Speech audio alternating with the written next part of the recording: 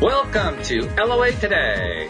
I'm Walt Thiessen here with Linda Armstrong and Rita Giganti. This is your daily dose of happy, and we're so happy you decided to join us today. And we have a special guest joining us, somebody who has been with us on a few episodes before, but he's back to tell us about a rather amazing journey he took across across Colorado on foot.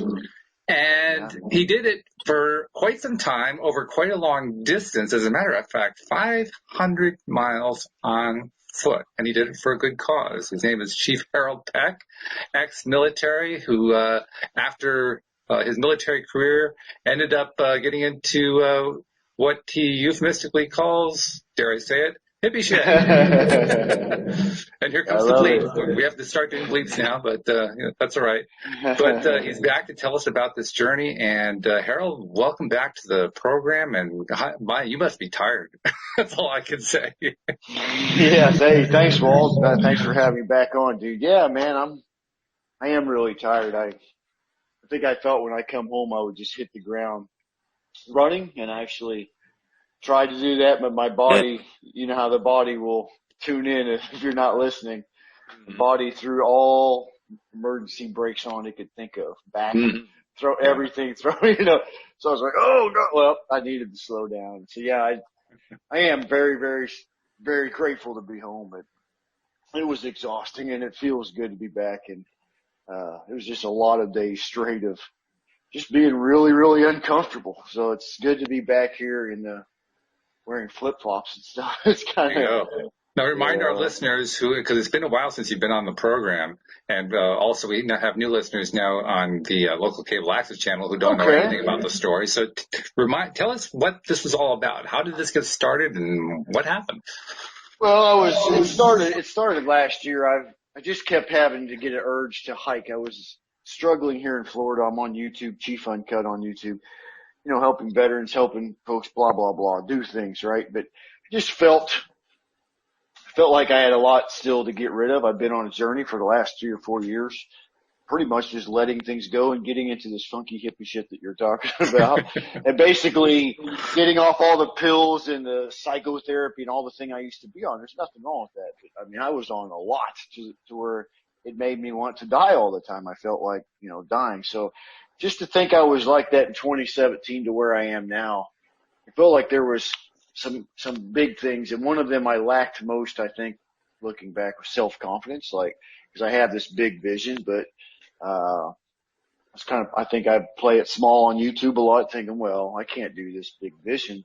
I'm just a regular, small town nobody, right? Just an itty bitty. All I did was serve the military in this. And just my confidence was not doing that well. And this hike came up in my idea, an idea in my head to not just help me with some of the PTSD things I was facing, but other veterans. In other words, instead of just talking about some of the stuff I've experienced over the last few years, it helped me actually going out there on the trail and testing them.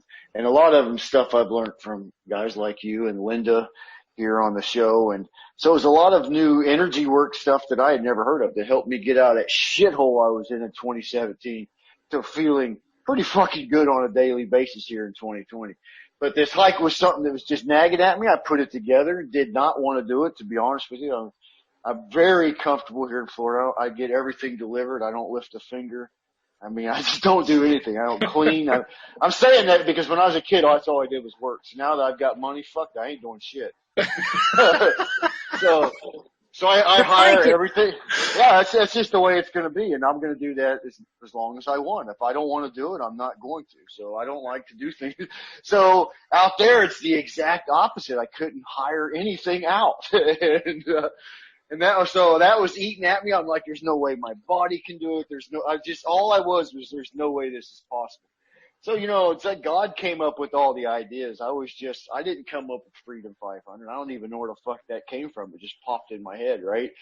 And the theme, I'm like, okay, I need a theme if I'm going to do this bullshit, right? Well, the theme came to me too. Let it go. So I was like, all right, I guess I could let some shit go. But I thought in my head that this was going to be a more for them type of thing, but it ended up being an incredible inward journey that it wasn't about the miles that I was putting in. It turned, and I'll tell you here in a bit after you talk to everybody else, but it turned into really, if you don't go inward, you'll never make it outward. In other words, and that's really what I had to do. And I focused on self-love almost the entire journey, and it really made some transformational shifts in my life. To say is a fucking incredible understatement. And when I got back here, it's like, holy shit, all these things just happened to me now. I'm putting them together. It's like settling in, like what I really just experienced it's incredible. When you take that much time, I was there 101 days in Colorado.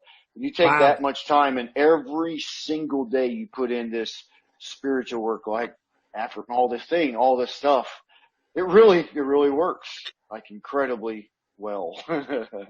So, that's in-depth boot camp for the enlightened. That's what you were doing there. Yeah, it's so much. It's like poof. It's like, holy cow. It's like when I just looked back at before I left, I'm so glad it happened because the freedom was from myself, from all my limitations and doubts and everything. It was just the freedom, my own. I did not know that's what it meant when I started. I thought it was a good catchy name to help veterans and stuff. And I put together some good stuff out there and showed a lot of what Linda, so it still has not come out yet, but now I got to get to editing it all, just like I'm sure you know what I'm talking about. Yep. But who gives a fuck about all those things?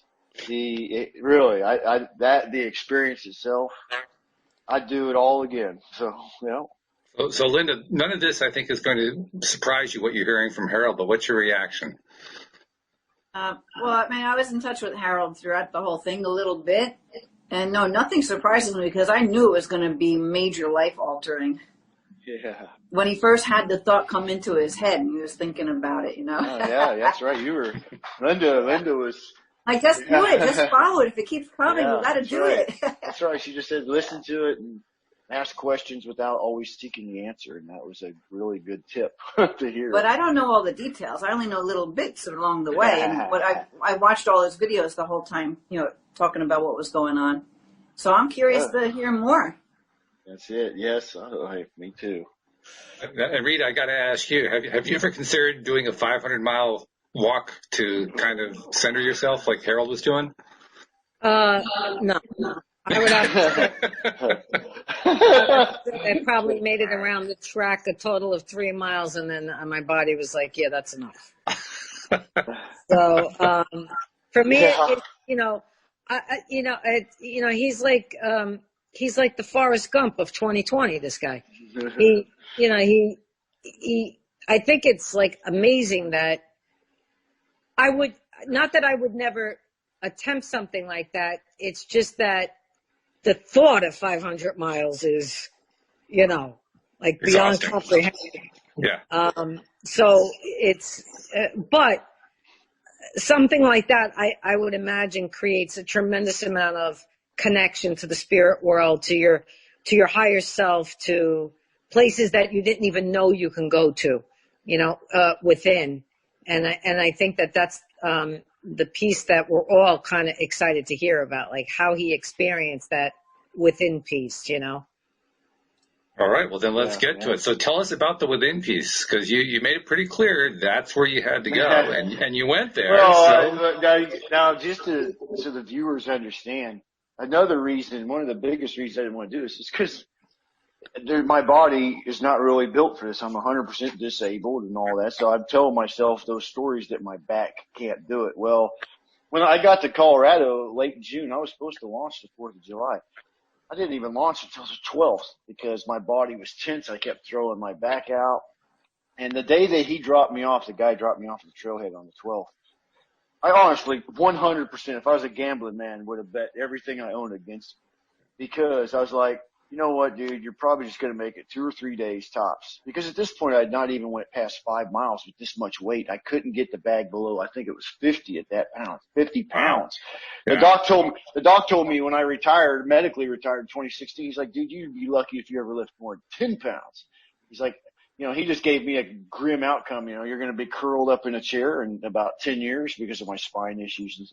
And none of those things are happening because of, well, I didn't listen to him, but that's what he said. You can't carry more than 10 pounds. So when I first started, I was like, well, maybe this is God telling me not to. He keeps throwing me out, maybe it was all ego or something. I'm like, that's bullshit. It. So I tried though. I tried for a minute. But I tell you what, on the very first day, something incredible happened. I heard that for the first time, not for the first time, but for the first time on that trip, literally somebody talked just like he was in the room with me. And because I knew I wasn't, when Will dropped me off, I was like, I'm going to make it a few days. I said, I'll keep in touch with you. Be ready to pick me back up. And I made it a quarter mile, dropped the pack, and I had to start doing yoga. I was hurting. I just chugged. The first day I made it 5 miles. And that to me was like, when I got to camp, I was like celebrating. I'm like, dude, you ain't never going to get to the end doing just 5 miles a day. And I know that you have to do more than that. And I'm like, well, but this thing I heard was just in a nutshell, all you have to do is get up and walk every day. That's it. And first when I thought about that, I'm like, well, what's the point of all this? That's all you got to do. Just get the fuck up and walk every day, and everything else will fall into place. And along the way, I started hearing things like, especially on day 2 and 3, I'm like, because that's what Rita was just talking about. One of the things that make it seem impossible, especially when you talk to people about it, or if you listen to anybody's adventure, if they did 100 miles or whatever on a marathon, it seems impossible because you're looking at the whole thing. But when you're on the track and you're like, fuck, I got to do about 10 miles today.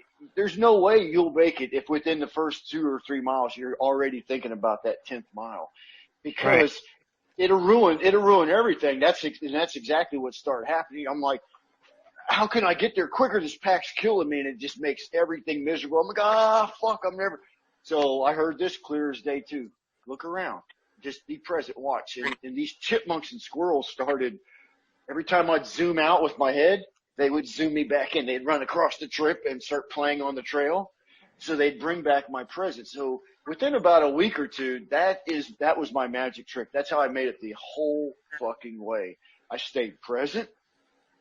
If I started toning out to where even the nature wouldn't work, I'd listen to affirmations, hypnosis, Linda, Dr. Dyer, anybody putting good shit out their mouth. It didn't matter who it was. Just something I would download and listen. So if the nature wouldn't do it, I would do anything to stay positive. And the whole trip went like it. I never had, believe it or not, one of those crazy moments where I laid there and was like, oh God, I fucking quit. It never happened because of that, because I started staying present, and it didn't turn into all of a sudden I was like, fuck, I'm at camp already. It turned fun. Like the adventure turned. And then there was moments all of a sudden where sometimes I'd go a mile or two. I'm like, holy fuck, I'm not in hardly any pain, like from a giant backpack on, because my presence was becoming so deep. And that stuff that I was listening to, almost all of it focused on, had one theme and one theme only, and that was self-love. So if I was listening to something, it was self-compassion, like a self-love meditation out loud. If I stopped and took a 10-minute break, which was a lot, on my back with my face in the sun, those were magical moments. Eat a bag of tuna or something and just lay back. If I had music or something I would listen to, I would just sit there and internalize stuff that I never told myself in my whole life. Like, you know what, dude, you're doing great. You know what, dude, you're kicking ass. And started talking about all the things that I was doing right. And that worked really, really well. And I started feeling things that are kind of funny. I've never felt it before. Like, it started kind of making the world around me brighter. But the moment that really changed everything, I did this 8-day digital detox thing where I went out there and I noticed the need to always have noise. Like I could not sleep in the pure silence. That very first night I told you about, I didn't sleep at all, and I was exhausted because I've never heard a silence that deep. I mean, I was like, what the fuck? There's no crickets, no birds.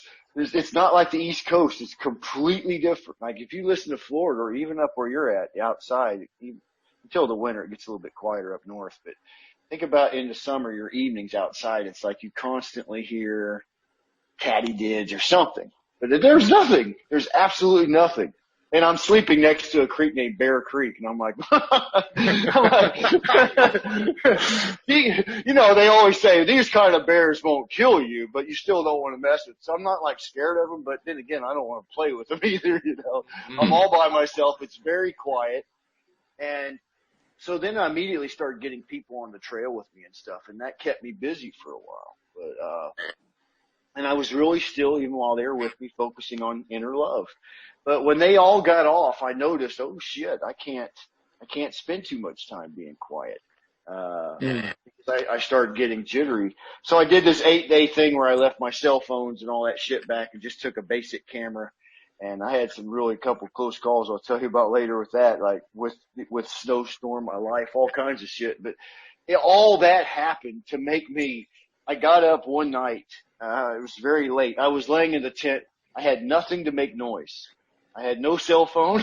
I had nothing, so I couldn't play that frequency music I was telling you about, Walt, a while ago. Right. I couldn't listen to anybody. I couldn't fall asleep listening to Linda's meditation. I had nothing. It was just me. So I started talking to myself. That's how I was like, it's 2. It was one of the nights, and it always appeared that the night that I was kind of mind like scattered, that would be the night I'd end up by myself. And I would not be able to get next to a creek, because if you're next to a creek, it's nice and loud, right? So sometimes I'd be in a field with nothing, it's just me, and there's no noise. And I had no, so I stood there and I laid there and I kept turning and turning. I'm like, it's too quiet. It was killing me. And without me even really knowing, I still don't remember how. I just remember getting fucking mad like this and kind of flailing in my bag. And it was fucking cold and I was just, just mad, right? All of a sudden I was standing outside my tent in my underwear outside the door and just yelling like, fucking take me. I was in my underwear standing on a yoga mat barefoot and it was cold out there. But I remember looking up and I was all alone and all I saw was gazillions of stars, so much it was almost white, right? And I'm yelling at these, the moose and shit around us. This crazy white guy out there yelling in his underwear, right? So I'm out there, fuck it, I surrender, I quit. I quit. What the fuck, I just quit. And all I heard, I shit you not, was one thing. I'm like, what the fuck do you want me to do? What do you want me to do? Why am I even here? Those questions that we all have, right? I'm just screaming them. And the Milky Way, which seemed like it was so fucking massive that night, when I heard B, that's all I heard was B. Matter of fact, it didn't even make sense when I first heard it. I'm like, B? What's the rest of B? And when I realized what it meant, which I guess was me, whatever was causing this, just B. Like I felt it, B. When I opened my eyes, it was like that fucking Milky Way was like it dropped. And that's when I felt this self-love inside actually bud for the first time, if you will. It went like it was a pure impulse inside my body of what divine love feels like.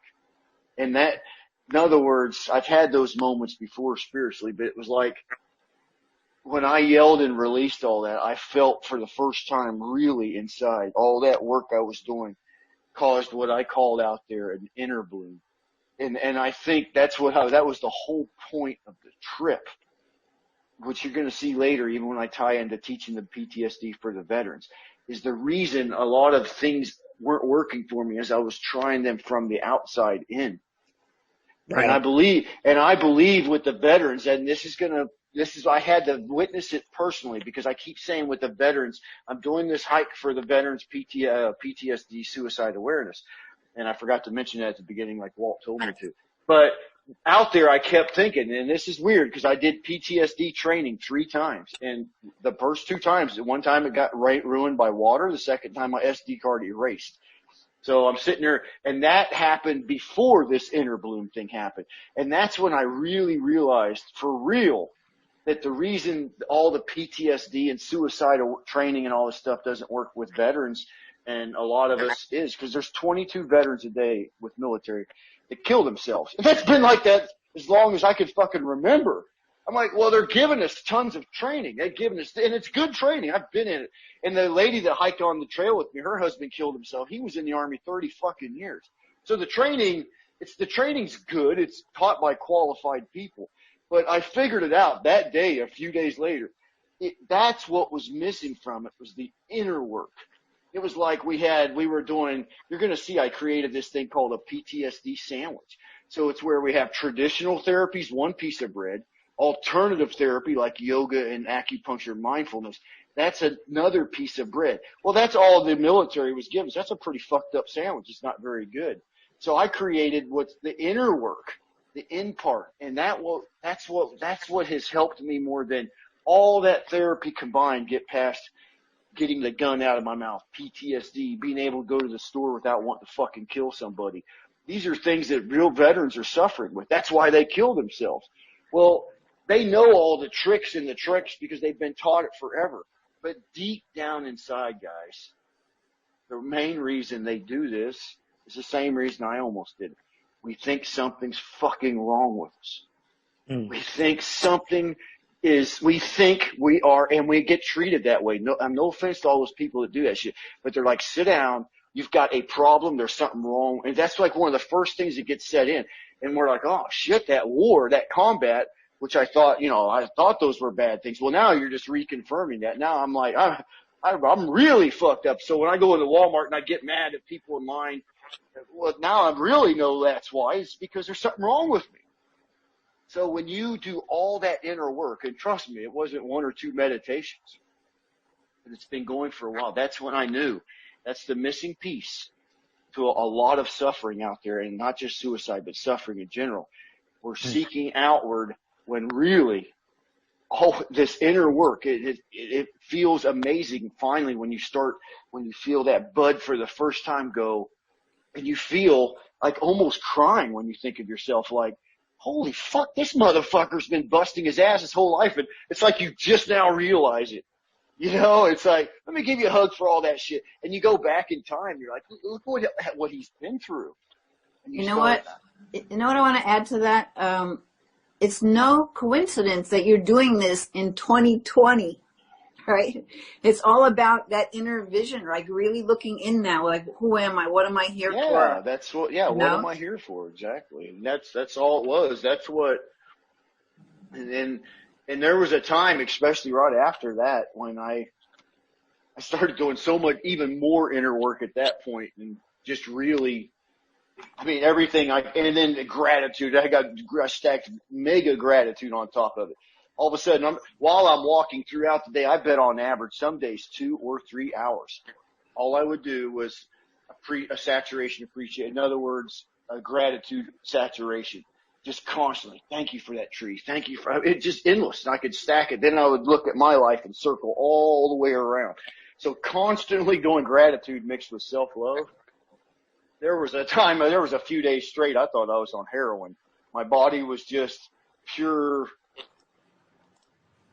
like bliss nonstop. I was laughing and giggling at everything. And I was like, holy fuck, what's going, and I just saw the aliveness in everything. Like everything, it doesn't matter. Like trees were shining, and then when I got to see the people, that's when I really knew it was working, because before, when I was coming down off the mountain, it was almost always the same thing. It was a bad thing coming down because I'd see all the chaos, right? People wearing masks and freaking out, and just it looked like zzz to me coming back down off the hill. But when I started coming down off the hill towards the end of the trip, like about 80 days into it or whatever, I saw them and I looked at them more with a love versus a, what are they doing? In other words, I'm just like, I saw them as, well, that was where I was at that was just me at another point in time. They're there for their experience at that moment in time, doing what they're doing. If they're walking into Sam's Club with 15 mask on, gloves, and a paper suit, and that's what, so what? Before I'd be a little judgmental, and I'm trying to catch every judgment now because the judgment was the source of all my. It was just labeling a judgment of everybody, myself, every situation, and on that trail. Another thing that really taught me, forced me to be present in not just the miles, but I started seeing a trend. If I saw a 6-mile section where it was just nothing but jutted rock and hurt like hell. At first, I'm like, this fucking shit sucks. I need to get off this trip. It was horrible. The world's ending. But then as I went along the miles, month after month, I started noticing, okay, well, this is a shitty section and it's going to end. It always ends. So you start seeing a pattern, and it just all overlaid the life so clearly to me. I'm like, every time I get a problem or situation, I flop and flail, but that's just part of the trail. Sometimes it's rocky, sometimes it's smooth. And so it taught me a lot of lessons. I say all that to say that. That's really gazillions of lessons that I can just keep sharing for a long time with a lot of people. So there are people who go to weekend workshops, week-long workshops, trying to accomplish what you accomplished in that trip. Oh, yeah, it was worth it. It was definitely worth it. And now I know what to do. So it's like, I know it.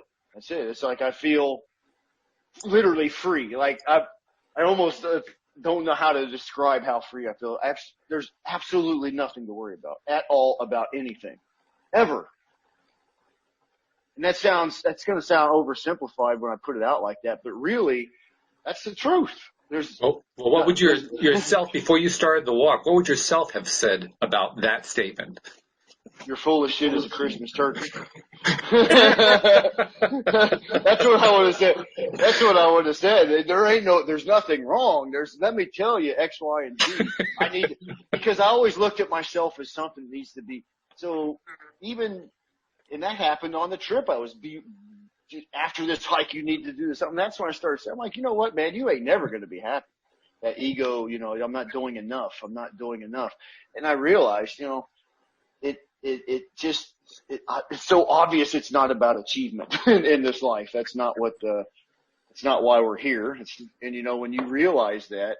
That's the truth. When we realize that we're not here to get somewhere, you're there already. And it's like, that's what that trip forced me. It's like, day after day, I mean, really, honestly, it's a bunch of motherfucking pine trees. Day after day, it's pine trees, it's good views, but it is really, really hard. So you have to find a way. And the best way is to be present like a little kid and be in each task, So after a while I was putting up my tent, hell, I was talking to my tent, you know what I'm saying? Like, yeah, like I had different stakes for different things. I'm all right. Now tonight, Mr. Steak over here, I'm going to put you up front because you never, I was just playing. I was playing and motherfuckers think I lost my rocker. But I'm saying I started playing with things, playing with nature. If I saw a squirrel, I would sometimes pretend like it was one I saw before. And I'm like, motherfucker, you trying to tell, just engaging my imagination. And, it was fun. It turned into something I thought would be a nightmare. And it was very hard. Trust me, I wouldn't go back right now for nothing. Not this minute. Maybe I would during the daytime, during the hike. That too is because the sun was out. But when that sun went down, and I know, it gets cold in Colorado in the mountains, regardless if it's July. And that's the part that I never had fun with. It was never fun to me, but it's a good time. One of our live streamers, Jeffrey, asked a question. He said, did you ever stay in one place just because it was beautiful and energizing? Yeah, actually I did. I stayed, never a full day, but I stayed sometimes half a day. And that's another thing the trail really taught me. Linda knows that I was very rigidity type A, like schedule. And, out there I had to get off that schedule thing and listen to my body. That's it. The body was the boss. And so the body and the weather and everything. So I'd fight that at first. Like, no, I'm going to go this many miles. I'm going to wake up at this time. And I eventually learned, get into the rhythm of nature. So sometimes I would stay there, Jeffrey. I'd stay, not just because it was beautiful, but because something inside said it was so beautiful. You need to sit still a little bit longer. So that would drive me nuts. I'm like, oh, I got to get going. So it's like, no, just stay until noon. And before you start hiking, have a cup of coffee. Once in a while, I'd bring little Starbucks packets. And so I could make the moment as good as you can on the trail. You know what I'm saying? I'm like, you know what? If you're going to take a shit this morning on a log, why don't you have a nice cup of coffee with it, right? Instead of just, so you're still shitting in the wild. But you know what? Take your time. So sometimes I would stay there longer. I'm like, you know what? I'm going to turn this into a spa moment. I'm going to take a nice shit by that log over there with some coffee. I'm going to do some yoga. And you know, and it was already beautiful next to a creek or something. The sun was out. I'm like, damn, dude, why zip through this? What are you getting to? Where are you going? And you know, you already know that the most magical things are already right in front of your face. You know, I remember you talking about how you had a couple of people with you. I think this is before your eight days of cutting yourself off from everything when the inner bloom happened. Yeah. But like there was one story where you went totally off trail and you had people with you, right? It was really frustrating, but that was purposeful because it was bringing, especially that part of you that had a schedule and everything's all mapped out, right? And here you are. The map's not working or whatever. Yeah, you know what? That was really rough because I had a Marine with me and my 15-year-old niece, and I'm like, so, you know, here she looks up front. I'm a guy that's been to combat 5 times. You know, she ain't worried about nothing. She's with her 50-year-old uncle, veteran, you know, guy, and there's no way in hell we're going to get lost. And the fucked up thing is she was the one that kept hinting at first that we were off trip. She's like, Uncle Harold, you know, this looks familiar. I'm like, all this shit looks the same. Because it does at some point. It's just a bunch of fucking trees. So I'm like, she doesn't know what she's talking about. And, you know, and it was crazy because I was in one of these moments. I was like, yeah, I was having like a spiritual moment almost on trail. I was way ahead of them. And so that's what was crazy. I did even extra miles on them. That day I was in a flow. It was, you know, like a flow state I've never had before. And the world was just incredible. And I was way up front. I had so much energy. I was like, I'll turn around and catch up with them. And I went back. She's like, I think we're off trail. And I'm arguing with her. Here comes this guy, which you hardly ever see people there sometimes. You'd be surprised, but sometimes you go almost 2 days without seeing one human. And, so just seeing this guy was kind of a big deal. And he kept saying he was going southbound. I'm like, you mean you're going northbound? He's like, no, dude, I'm telling you, I'm going. And I started even arguing with him. And then I pulled up my phone and I even argued with my GPS. And I'm like, so I had to, you know, break down, like Linda said, it doesn't fucking matter. Fuck the time, you know, and the label, the identity that I'm not allowed to get lost because I'm an Army guy, right? So once I let all those things go and thought, does this matter on any level of anything? What a 15-year-old niece thinks of me? You see what I'm saying? And so a lot of the things I used to worry about were starting to almost deconstruct. Like, because they seem pointless. They seem pointless. Trivial. Yeah, trivial. Yeah, exactly. Like, yeah. That's quite a set of breakthroughs to get through. I mean, seriously, getting to the point where you realize, A, you're not broken. B, your life is great. C, there's nothing to complain about. D, anything judgmental is just knocking you off the trip, which you did do. You ended up going off the trip, but you got back on the trip. Oh yeah, and that's right. That's right. And that happened to me by myself. You know, I didn't tell anybody this, so keep it secret. But I did get lost a few more times by myself, just enough to where. And I'm not gonna say lost, of course, because I'm a guy, but misoriented. But the point is, when you get misoriented or whatever you want to call it, fucking lost or off track, because it's not always so obvious. It is nice to have an app. That's what was one thing hard about them days I didn't have my phone. This app is better than the map because it's live. But sometimes you don't, and you're like, there's no way I need to look at my phone, and I'm sure that's the path, and you make an assumption. And you go another 2 miles, and that is really hard on your mind because now you have to change everything. You have to, you either do that 2 miles, that's 2 miles when you're really in pain out there. That's like an hour and a half of walking, 2 miles, almost 2 hours sometimes. Sometimes I'd only be going a quarter of a mile an hour. It was so steep. But so that's a lot of walking. So sometimes now you have to make a decision. Well, do I sleep here? So all that to say, well, is fighting it in my mind going to change anything, or acceptance? So acceptance. And isn't that one of the secrets to life? Just acceptance. And so it was teaching me for the first time, just shut the fuck up, do something about it, or accept it as is and do it right here. And it became fun that way. And I think Linda gave me one of the biggest tips before I started that really stayed at the forefront of my mind, was to turn it into not a journey per se, because that means I'm focusing on the end, but more of an adventure.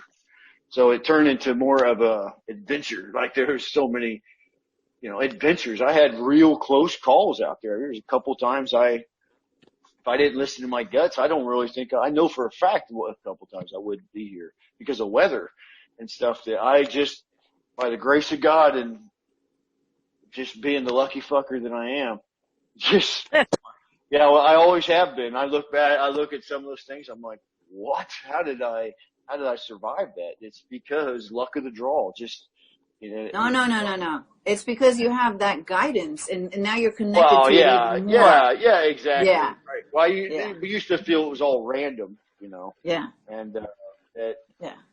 But like the time. Actually. Well, like the time when you could have been blown up, but somehow you were on the other side of the wall. Oh yeah. There's been lots of times, and you know what? I think the biggest thing was the trip. I finally realized I was crying. I cried so much on the trip, it's not even funny. But I've cried since I've been home. Man, I can't believe I say this online. That used to be such a big deal for me. I guess 10 fucks anymore, but I've cried. That's why my eyes are puffy. I've cried so much since I've been home, more than the whole trip combined, because I thought the trip would end on the trail when I crossed the finish line, and the finish line was nothing like I thought it would be. Nothing on the hike was. So I learned, give up expectations, just be as it is. Well, again, when I got home, I had expectations, but I forgot that when I went on the trip, part of the reason I was doing it was to not do what I was doing when I lived here, which was limiting myself all the time through judgment. So when I got back home, I thought my trip, the mission was finished, the Freedom 500, but really it's been over the last few weeks since I've been home. More stuff is let go out of me. And somebody told me once you get done with a hike, it'll really come out. And I didn't know what they meant, but I've been more, so all I can do is the last few weeks is I have a weighted blanket. I do a lot of self-compassion, because my mind, as soon as I got back, again, jumped in and said, no, we got things to do. And my body was screaming. That's what I was telling you at the beginning of the show.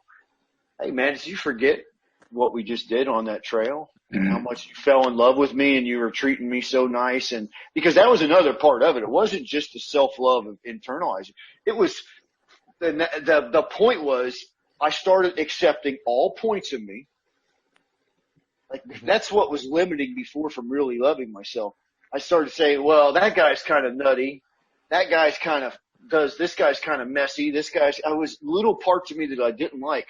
I was constantly judging myself. And I finally, out there, when I had that moment, I felt all those go away. Like, you know what? I fucking love all those parts.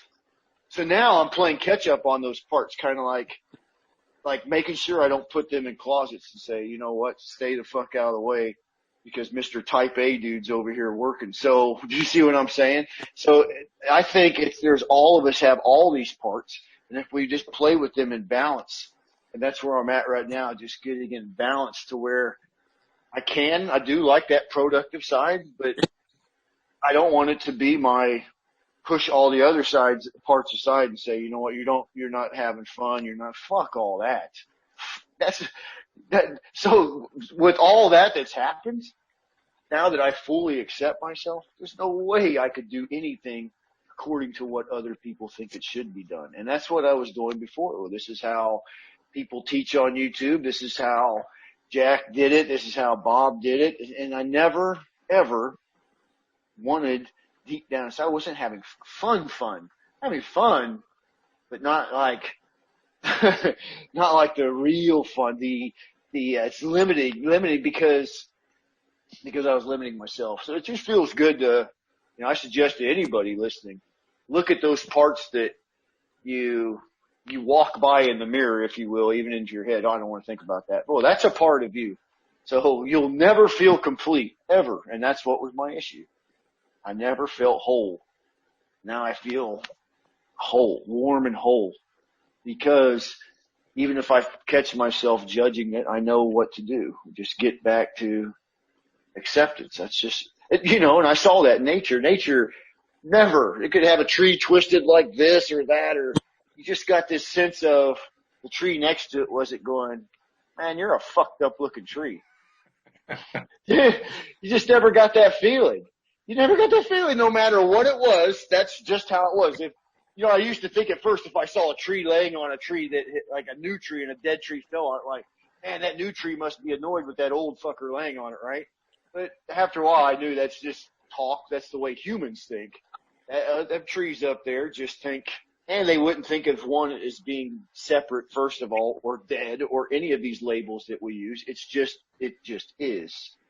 It just is. Everything in nature is. I wasn't involved with anything out there, and they never needed my help, not one time. Nature. It just was.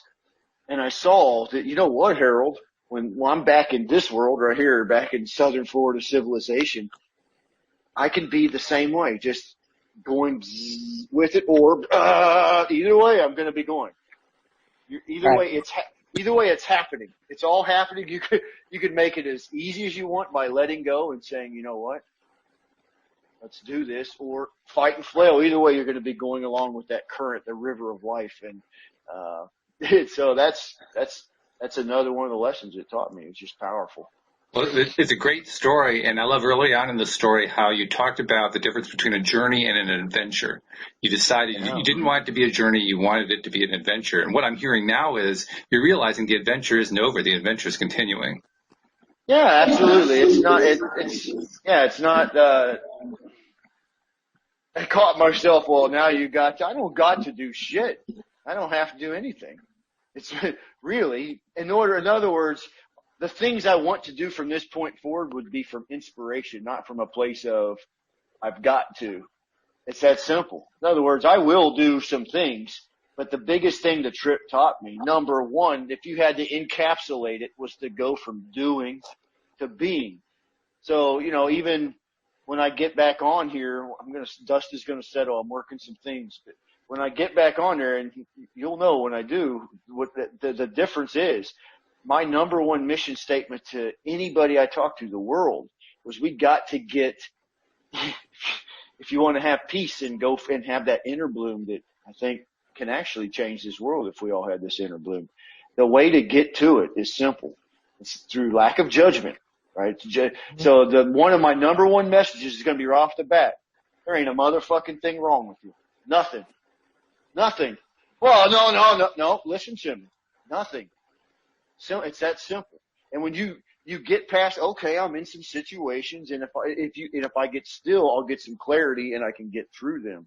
That's how I got through the trip. I mean, at first I was doing the same thing, and then it came with time.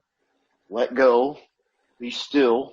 It's still happening every day anyway. And it taught me that. Sometimes I'd squat on my knee and I'm like, man, I can't do no more. And it was like, well, you know what? Nobody out here cares. You better keep moving, because a moose ain't gonna, if you squat, and the people that were with me, I didn't talk much about them, but every one of them at first I had like plans. I was going to do some things, this, that, and the other, but I'm like, you know what? I'm going to let them tell me what they need or if they want anything. And a lot of them, it came down to, how could I help them find their inner strength? If they could get anything from this trip, because I'm not trying to be preachy to them or nothing, the people that were with me, the veterans, the friends with PTSD, because they all had their own case. Even my niece, her father died. That's why she was out there with me. But I thought, what's one thing that this thing can teach them that they really can't learn at home? And that's inner strength. You find this reserve of inner strength that boosts your confidence that is hard to do when you're in a comfortable environment. If all you do is come home and sit on the couch and go to work, come back and forth, if you're hard on yourself, one reason might be because you don't know what you could really do. you think, well, I can't do no trip like that. I can't do this. And every single one of those people, every person that hiked with me, every one of them had tears at one point. And every one of them, I had nothing to do with it. I just told them we have to get over this today. And if we don't, our fucking ass is going to be in danger. Because if you get up above 12,000 feet and there's no trees, there's fucking lightning. That's like the place you don't want to quit. So I had to have a lot of hard talks with them. Sometimes on my knee, I'm like, listen, they're like, I can't go anymore, Chief. I can't. I'm like, you can. And guess what? I hate to sound like a cold son of a bitch, but you ain't got no fucking choice because I can't carry you. There's no cell phone reception here. Your ass is going to get over that hill. You find a way. Tighten your core. And I tell them some things. Stretch out. I tell them some affirmations to say while they're walking. I gave them some chocolate. I gave them some Jolly Ranchers. But when it came down to it, I didn't do it. Sometimes I'd leave them a mile back. I'd just stop and let them catch up, But every single one of them, when they got over that peak, which to be honest with you, there was quite a few times I'm like, there's no way that motherfucker's going to make it. I barely made it. So I barely made it, and I'd been on there for a while, and I'm thinking, this person's going to be hurting. And when they made it over, I was like, wow. And they all did the same thing. They broke down. What were they crying about? What were they elated about? That for the first time they saw that they had something in them, an inner reserve of strength that they didn't know existed. They didn't know it was there. And when you discover something new about yourself that's, affirming to what you want to be, how you want to feel, it's really magical. So I kind of looked at it with those folks as I had to let go of everything. Let go. I'm not here to teach them. I'm not here to do this. If they want it, they'll come. So the letting go is the theme. Well, it's all the time. It's going to be for the rest of my life, I think, letting go. So. Really hot stuff there. Yeah. Yeah. Just incredible. It is. And we can just kind of tell just because of the way you've come to the end of your telling of the story, just what kind of impact it has on you. It's almost like you almost like you talked yourself out and you finally got there. It's like, oh, what a place to be. Yeah. So what, the reason it motivates me, to be honest with you, 100%. When I do this thing that I want to do, you'll understand. But I believe that if I can do this in 3 years, and I'm not saying I'm like some enlightened being or something, but I am saying this. It's like finding one of those secrets that are so big. It's not really a secret. I mean, it was news flash to me. That was so big and so easy. It's like knowing 1 + 1 = 2. It's like, well, no matter what happens the rest of my life, I'm free because I know this X, Y, and Z. I feel this. It's like, so if things get hard, which they will, just like they did on the trail, you see, that's what I already know it's coming. And when it does, it's the same thing on the trail. I didn't try to, on those rocky, jutty parts, I didn't try to go, oh, this is fun. I'm being present. Oh, fuck that. So even when there's shitty times in life, I'll do the same thing I did on the trail, which is each step, it forced me to be on each step even more presently. Do you see what I'm saying? I saw it as, yes, this is a hassle because there's big rocks sticking out of the ground. I might twist my ankle. But before all, I was thinking like, well, fuck these stupid rocks. Why are they here? They might twist my ankle. Well, trust me, I got lots of those patches where I'm like, God put these motherfuckers here to test humans' patience. So there's no way around them. They kill your feet. They hurt like hell. And you can't look at nature because you have to look down or you'll twist your ankle. So what did I get out of that? Good. Look at each step carefully, just like you would do in real life in a problem, right? You'll get more clarity and you'll learn more through that problem if you're calm and present on each step of that problem or that situation, because it's not really a problem at all. So I see everything correlating side by side. Everything that I've done in the last 3 years, especially this boom at the end, that anybody can be free. Anybody can be free. In other words, it's almost like if that crazy motherfucker can do it, anybody could do it. It's really. And it doesn't, and my first message would be, well, that doesn't mean there's never no problems again. It just means that now I'm having an adventure. And an adventure would be boring without a plot, if you think about it, right? Without things. That's true. You wouldn't go to a movie and go, oh, fuck, this is great. Nothing bad's happening, right? Yet we expect that in our lives. We're like, someday I'll get to that point to where nothing bad happens. It ain't coming, sunshine. Not in this lifetime. It's not coming. But it can come because if you realize that it's always here and that nobody can take that from you, that buzz of your skin, because it's not in Colorado on the trail. It's everywhere. It is what we are. We are that magic that I felt. And I just know I'm just a form of that, you see. I'm loving the fact that you are tying in all of these concepts that those of us who talk about law of attraction, who yearn to become conscious creators, doing work of our own and so forth, we're all trying to get to that point where we say, I'm not going to be judgmental anymore. I am fine the way I am. I'm not broken. The world isn't broken. And many of us have gotten along that path quite a ways. Some are still working out even more. But the point is, you got there all in one trip. And you got there to a point where you reached a level of clarity that was beyond anything you even knew existed. That's what I'm getting out of this. I had no idea this was coming. So the things I expected to happen, like big fanfare at the finish line, I had these visions before I started that it would be this thing bigger than it was. But at the end, it wasn't. And that meant absolutely nothing to me. I could give a fuck less if anybody was at the finish line. But at the beginning, that's how I was thinking. It needs to be, how we forecast a box in advance on things sometimes? We predict them and we fantasize a little bit about them and we put them in a box and then we wonder why when they're not in there, why we feel like shit. Well, you just wasted all kinds of energy on both ends of the spectrum. You forecasted in advance something you have absolutely no control over. So why even bother? Right? It's going to be like this. It's going to be like this.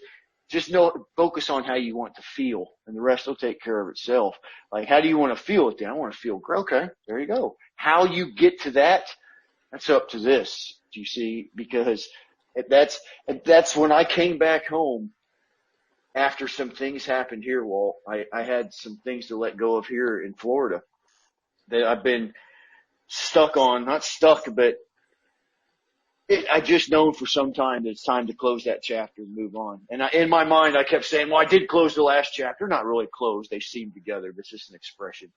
But I just felt like it was time to move on. And when I came home within a few days, I was like, nah, I'm still not free. I can feel it of some X, Y, and Z. And it happened to me the other day. And when it did, I saw it all as one of the greatest gifts God's ever given me. If I look at the last 4 or 5 years of my life, I can see, I can't get into it on the show, but I can see everything that happened as a divine synchronicity. In other words, like, wait a second, this happened, this happened, this happened, this. Every single person I met, including Linda and everybody, I can see it all coming to this point right here. And it happened, and during the time, you don't see it because nature taught me that also. Shit's slow as fuck out there. You gotta be patient. You know what I'm saying? We think you think how long it takes a tree to grow and you're like, man, why are you so fucking slow?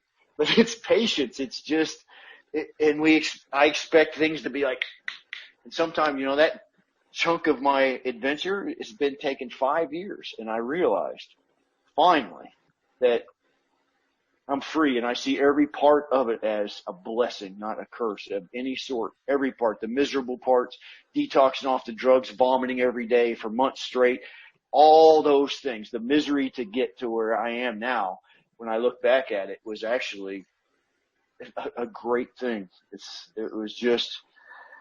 where I was. So in other words, I say all that to say if we can accept it and stop giving it all these names, one of the modules I would teach would be shit can the adjectives. It's the adjectives that are causing half our problems.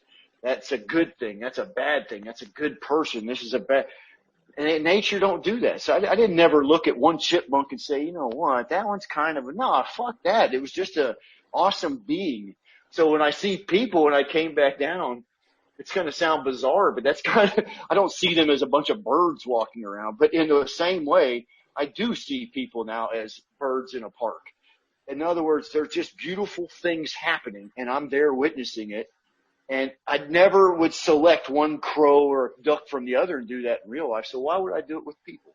Why would I do it? You know, why would I? Well, that person's wearing a mask. That person, when you see it all as just pure love and they are where they're at for a fucking reason, it is freeing. Tell me that's not. I know a lot of you guys think that way already. So that's very cool. Yeah. We only have a couple minutes left, but Linda, I'm going to go to you first. What's your reaction to hearing the story? I'm just so happy for you, Harold. You know, I know a lot going through this journey, and it really does seem like that message was coming to you, and you weren't going to ignore it because you knew. You already knew it was on the other side of it. You know, you just had to go through it. Yes, yeah. You're right. Yep, it's magic. Thank you. And Rita, what's your reaction to hearing his story? But let me just add this. Oh, you sure, couldn't fight it. You couldn't not do it. No, Harold, you couldn't not do it. Could not do it. Everything. You're right. It just. You just could. It's a leap no matter of faith. what you could say or do or create, you couldn't not do it. Yeah, that's true. It came. Yep. Thank you. You're right. Rita, what do you think? I am. My inner child is extremely activated by his story, and so I feel like I'm with him on a playground, and we're just, kind of hanging together. And so, I've had one session with Harold, and it just goes to show you that it doesn't matter if you meet somebody once or you know them forever. Hearing him and his excitement and we all get to that place in different ways. It doesn't really matter how you get there as long as you get there. But I love the excitement, and I think that it helps people to realize that that they can do it, that they have the ability to do it. And so I feel like we're all on a playground right now, just kind of being the kids that we're supposed to be. The ones that know not to judge, the ones that don't see the color, the ones that don't care about their sexuality and this and how, if a boy feels like wearing pink and if a girl feels like dressing, in jeans and a sweatshirt with, Adidas sneakers, because that's a very tomboyish thing to say. So I love, and I'm a firm believer. I love the whole adjective thing really needs to get thrown out the fucking window, because I've experienced that my whole life with my own family, with people that surrounded me, and I was just, I was thinking to myself, it could be so simple, and yet people make it so friggin' hard. There's such simplicity to this. And that's the beauty of it. And his story is, with all the great excitement and all of that, the simplicity is just as important to what he's saying, like the chipmunks and each tree and a leaf. And it didn't matter what it was, it didn't matter what it was. So, hats off to you, my friend. And I don't take my hat off very often. The guys, they'll tell you that, but, it's an honor to know you as a spirit. Thank you. That means a lot, Rita. Yes. And thank you very much for sharing your story on our program today. We really appreciate you stopping by to do it. By the way, thanks for having me. Live streamer Pamela said you all have helped me to breathe. So you just helped someone to breathe. Oh, that's awesome. Beautiful. It is awesome. So thank you very much. Thank you, live streamers, especially for your contributions. And especially thank you to our cable watchers and to our podcast listeners as well. We'll see you all next time here on LOA Today. Goodbye, everybody.